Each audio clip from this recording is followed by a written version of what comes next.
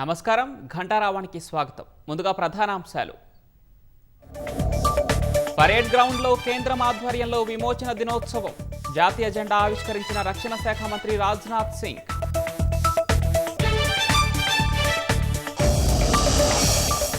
కాసేపట్లో పబ్లిక్ గార్డెన్స్లో ప్రజాపాలన దినోత్సవం.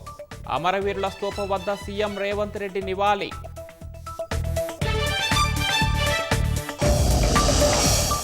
అక్రమాస్తుల కేసులో విద్యుత్ శాఖ ఏడీఈ అంబేద్కర్ రిమాండ్.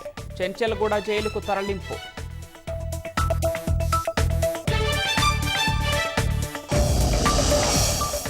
బంగారం దుకాణాల యజమానులే లక్ష్యంగా ఐటీ సోదాలు. హైదరాబాద్, వరంగల్లో పలుచోట్ల అధికారుల తనిఖీలు.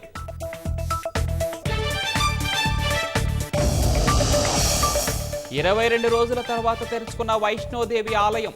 ప్రతికూల వాతావరణం కారణంగా 3 వారాల మూసివేత.